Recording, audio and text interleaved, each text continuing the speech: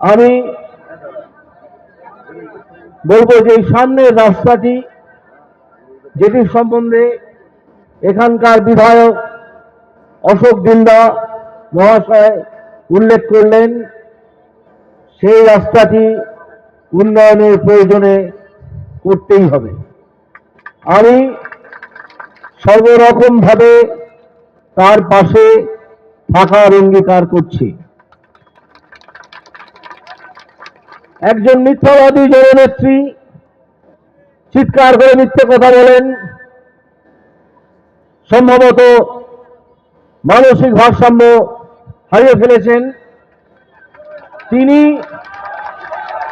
আমি শুনলাম, কথা দিয়েছিলেন যেখানে মৎস্য হাট হবে, কিন্তু তার প্রতিশ্রুতি, তিনি যেমন অন্য অনেক প্রতিশ্রুতি রাখেননি, এই প্রতিশ্রুতিটিও রাখেননি।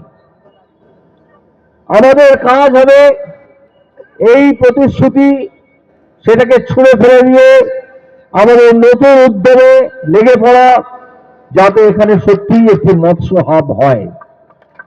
এ কাজ আমরা করব, এ কাজ আমরা করব।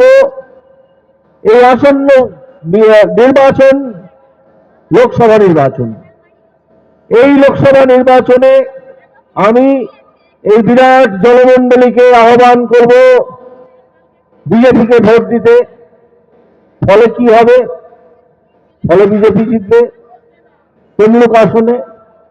শুধু এই আসনে নয়, এবারে বিজেপি স্লোগান দিয়েছে এইবার 400 পার। সারা ভারতবর্ষ থেকে 400 বেশি আসন বিজেপি পাবেই। আর তা যদি হয়, আর আমরা পশ্চিমবঙ্গে অবশ্যই 25 বা তার বেশি আসন পাব, তা যদি হয়, তাহলে এই দুর্বৃত্তদের সরকার, তৃণমূল সরকার, এরা এমনিতেই নিজেরা ভেঙে পড়ে যাবে। আমাদের কাছে খবর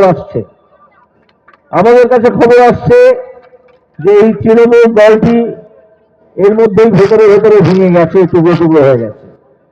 এরা একটি সংগঠিত দল হিসেবে কাজ করে না, এরা এমনিতেই একটি দল ছিল না, এরা ছিল একটি যাত্রা দল। যে যাত্রা দলের প্রযোজনা ছিল মা মাটি মানুষ। এইসব ডায়লগ দিয়ে আর কতদিন চলবে? বেশি দিন চলবে না। তারা কি করতে শুরু করলেন? চুরি, চামারি, তোলাবাজি, দালালি, কাটমানি, আরো যত রকমের অসৎ কাজ করা যায় সেই সব একের পর এক। যারা প্রকৃত প্রার্থী চাকরির জন্য, স্কুল শিক্ষকের চাকরির জন্য প্রাথমিকে, মাধ্যমিকে এবং উচ্চ মাধ্যমিকে, সেই প্রকৃত প্রার্থীদের বাদ দিয়ে দিলেন। পয়সা দিয়ে সেই চাকরিগুলো আপনারা বিক্রি করলেন অযোগ্য প্রার্থীদের। তাদেরকে যখন মামলার সময় আমি ধরে ফেললাম,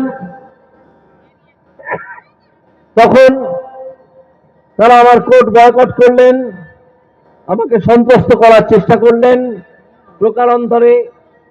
প্রকারান্তরে ভারতবর্ষের বিচার ব্যবস্থাকে সন্ত্রস্ত করার চেষ্টা করলেন, কিন্তু কিছুই করতে পারলেন না।